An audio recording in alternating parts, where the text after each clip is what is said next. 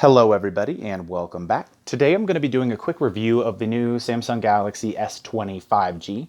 And before we jump into the review, I want to let you know that this is the built for Fi model. So just make sure that as you're doing your own independent research, some carriers may have some very slight variations in the hardware, especially with the introduction of the new eSIM cards. So just bear that in mind again. Now, jumping into the video, as always, please don't forget to like, subscribe, and check out the channel for new content. Now, jumping into this device, I'm coming from an S9. I do like to skip every other model just because I like to actually bring in some use, so I will be using the S9 as a baseline. Just because there are not going to be as many hardware variations between this and the S10. For example, the wireless power sharing and a couple of other features. So I'm just going to give you a quick rundown of the tech specs of the S20 compared to the other models, because we do have four currently. So we are looking at an S20 FE, which is the Fan Edition, that is the 5G model. There's the S20 5G, which is the model that we're currently reviewing, the S20 Plus 5G, and the S20 Ultra 5G. Now, jumping into specs and kind of comparing these, looking just honestly straight off of the Samsung website, right out of the gate, you will notice a pretty big difference in the display sizes. So the FE 5G has a 6.5 inch display. The S20 5G, which is what we're looking at here, is a 6.2 inch. The S20 Plus has a 6.7 inch, and the S20 Ultra has a 6.9 inch, of course, all measured diagonally. As far as the display makeup or quality itself, so you'll notice that the S20 FE has a 6.5 inch Full HD Plus Dynamic AMOLED HID flat, which has a 120 Hz refresh rate. That's an Infinity O display. It looks like the resolution is 3200 by 1440 and 407 pixels per inch, which is probably the lowest pixel density out of all of the devices. Then we have the S20 5G, which is what we're looking at right now. This is a 6.2 inch Quad HD Plus Dynamic AMOLED 2X Infinity O display. So this one has a resolution of 3200 by 1440, same as actually every single one of the S20 models. Primary difference is this display has the highest pixel density out of all of them. So that's part of the reason that I prefer this phone. It has 563 pixels per inch with the HDR10 Plus certified screen. So essentially this just, again, all of the HDR10 Plus certifications, that's for every single one of the phones across the board. Basically, we're just going to call that the new standard for the display itself. Now, all of these come with the 120 Hz refresh rate, so I don't really feel the need to, continue to press on that. Going to the S20 Plus 5G, that has a 6.7 inch Quad HD display. That's the Dynamic AMOLED 2X Infinity O display, and that has 525 pixels per inch. And then you have the S20 Ultra 5G, which has 511 pixels per inch, and that is the biggest display out of all four phones with a 6.9 inch Quad HD Plus Dynamic AMOLED 2X Infinity O display. So if you're looking to kind of compare the three devices, one of the biggest differences is going to be the display quality itself, and just kind of looking at the three. It really just depends on what you prefer as far as the hardware itself. They all have somewhat similar cameras, although I prefer this one overall just because of what you're going to be getting out of the box. So just wanted to cover that real quick. And then going into the actual displays, as far as the HDR10 Plus, that's a high dynamic range video tech. So basically that's just going to add dynamic metadata for HDR10 source files. You can find out more details doing a really quick Google search. Now, jumping into front-facing cameras, what actually kind of separates these devices in some ways, the S20 FE, which again, all these are 5G models, that one has a 32 megapixel selfie camera, as opposed to the front-facing camera on the S20 5G that we're holding here, which is going to be a 10 megapixel selfie camera. And then moving down to the S20 Plus 5G and Ultra, they have a 10 megapixel and 40 megapixel selfie camera respectively. Now, as far as the rear cameras, one of the biggest changes you'll notice between this device and the S9 itself is the introduction of three cameras to essentially cover a pretty wide range of camera functionality. So We will note on the S20 FE 5G that you have a 12 megapixel ultra wide, a 12 megapixel wide angle, and an 8 megapixel telephoto, as opposed to the S20 5G, which I'm holding here, which is a 12 megapixel ultra wide, a 12 megapixel wide angle, and a 64 megapixel telephoto. Now, between the two of these models, we have a hybrid optic zoom 3x and super resolution zoom up to 30x. So that's that SpaceX or Space 30x zoom that you probably heard about on a lot of the commercials. And then comparing the S20 Plus and S20 Ultra, they both have a 12 megapixel ultra wide. The difference is the S20 Plus has a 12 megapixel wide angle, whereas the S20 Ultra has a 108 megapixel wide angle. And then the S20 Plus has a 64 megapixel telephoto, whereas the S20 Ultra has a 48 megapixel telephoto. So overall, the biggest differences are going to be between the Fan Edition and the S20 5G as far as like the quote-unquote budget models that are more affordable. Biggest difference is overall camera quality, and I think that the specs speak for themselves. The S20 5G, which is what we're looking at here, honestly just blows the Fan Edition out of the water, excluding the selfie camera on the front. Now, looking between the S20 Ultra and the S20 Plus, the S20 Ultra definitely has much more impressive specs on the actual camera quality there. And you'll also note the space zoom on the S20 Ultra is the highest out of all of them. It has super resolution zoom up to 100x, as opposed to the super resolution zoom up to 30x for the S20 Plus. So to me, the biggest differentiation between all of these devices so far is camera quality, although the camera quality on the S20 here is incredible. The S20 Ultra seems to be the top chipset overall so far. Now, jumping into the actual device makeup themselves. So when we're comparing the additional hardware, so battery capacity for the Fan Edition has a 4,500 milliamp hour battery. The S20 has a 4,000 milliamp hour, and then the S20 Plus has a 4,500 milliamp hour, and then the S20 Ultra finally has a 5,000 milliamp hour. So as far as charging, they have improved wireless charging speeds. So the new fast wireless charging, you'll notice on this phone when it's charging, it'll say super fast charging as opposed to the traditional fast charging.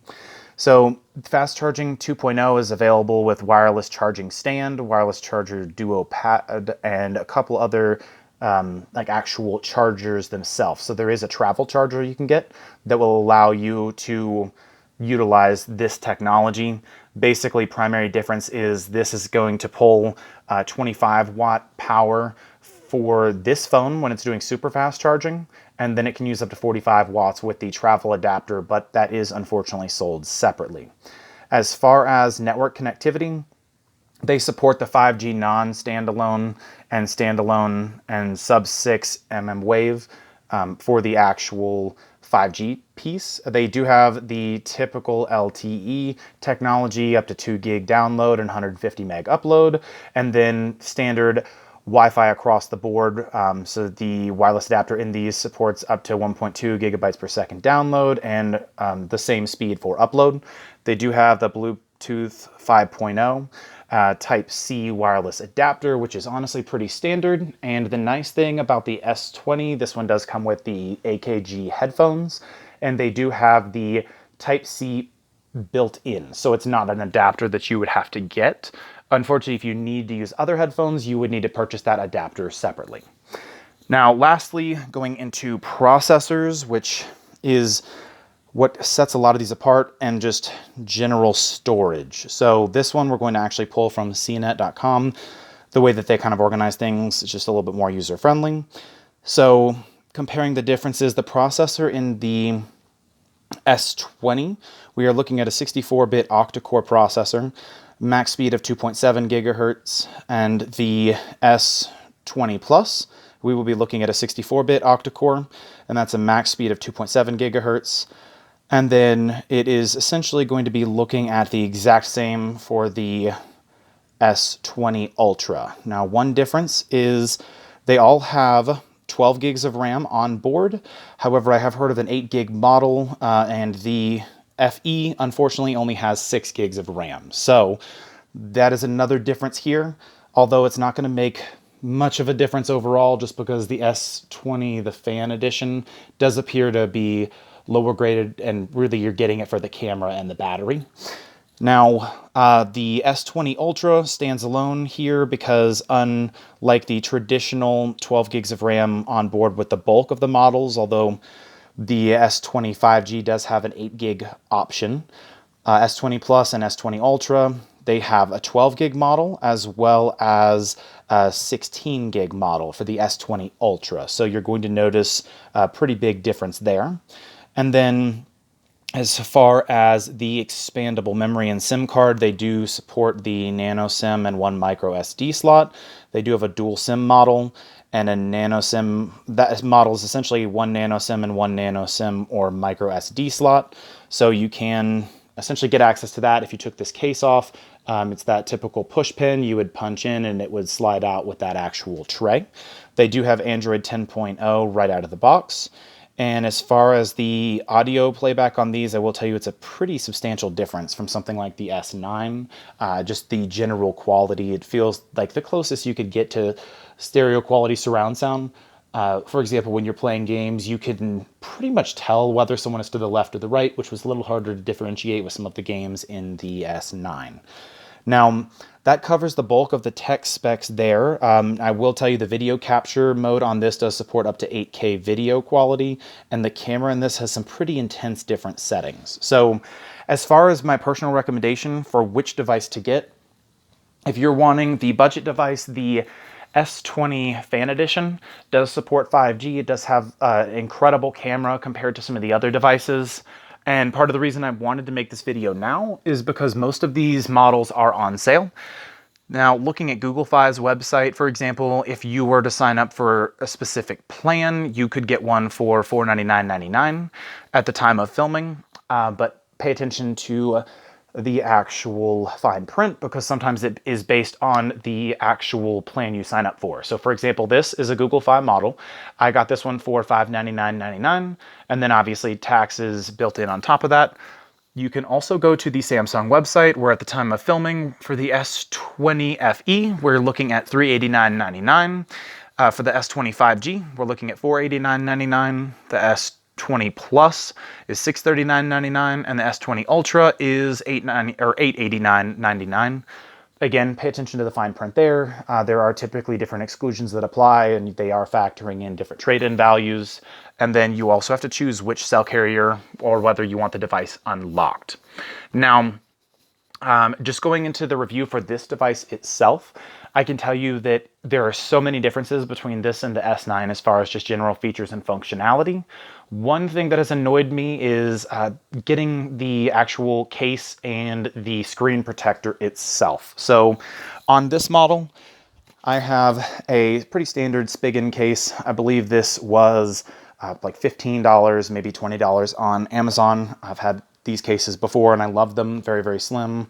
I haven't had any issues when I've actually dropped the phone. And then there was a ballistic case. I think this was about $10 to $12 on Amazon as well.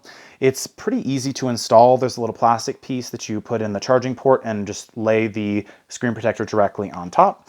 However, unfortunately, this case, if you notice on the device, you'll see a little circular ring right here where the fingerprint sensor is built into the screen. The downside to a lot of the tempered glass screen protectors, you cannot actually get rid of that circular piece. It's not something that you're turning on or off. I have the biometrics off for this, but that circle is still there. If you were to take the screen protector off, it is gone. So unfortunately, you do have to pay a little bit more for a standard tempered glass screen protector than you would have to pay for an S9, for example. But overall, not much of a complaint there, especially if you don't use the protectors themselves. Now, as far as the display options, out of the box, this is going to come with the light mode on. It does have adaptive brightness on. Motion smoothness is turned on high. You do have your blue light filter, screen resolution options. One huge difference here is you will notice that you have a HD Plus, an FHD, and a WQHD Plus to choose the different screen resolutions. Comes with full HD Plus out of the box. That is usually just because they want to give you kind of like the best of both worlds as far as battery consumption as well as overall quality. I will tell you, unfortunately, the 120 hertz refresh rate, which is one of the biggest selling points for this phone, is turned off by default. To enable that, one of the great things with the settings on some of the newer Android phones, you can hit search. You can actually just type 120 and you'll see this high setting right here. And this will let you choose between high and standard. It is at the 60 hertz out of the box, but 120 hertz is an option. And it'll actually show you two phones side by side and let you see what the difference is. This is only on the scrolling front, but if you're using games that'll support this refresh rate, I would highly recommend going with the 120 hertz and then maximizing that screen resolution from the previous setting. You will notice a huge difference in overall quality. Now, a couple of things that set this apart. Firstly, the processor being upgraded and the larger onboard RAM definitely helps compared to the S9. For example, with the S9, even after a factory reset, after using it for a year or two, it'll hiccup between apps, and it's usually a quarter to a half second, but you will notice a little bit of a slowdown between the transitions, which typically are very, very smooth on this phone. I've noticed switching between apps is not incredibly difficult. One thing I will note in what I don't really like about reviews is how subjective they can be. For example, if you're using an application that may not be optimized for a specific handset and it lags or has hiccups or crashes, a lot of people can blame that on the device itself when it could be the application and the way that the code was written. So I do want to make note of that. With these being newer and the introduction of Android 11.0 coming out, you will notice some differences there, so it's really just making sure that you're aware of the hardware on board.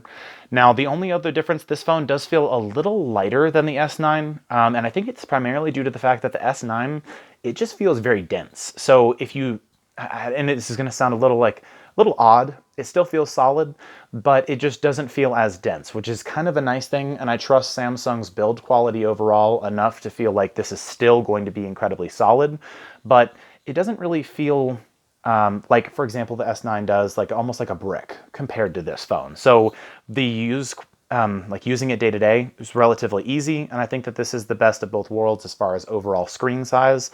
It'll fit pretty well in the average hand. It may be a little large for some people. Now, going into device care, they do have malware protection built in, which is nice. So you can check battery, storage, your memory, and you can see this one has the 12 gig onboard, 128 gig storage. It does support the additional, like the SIM card or SD card, micro SD card to be specific.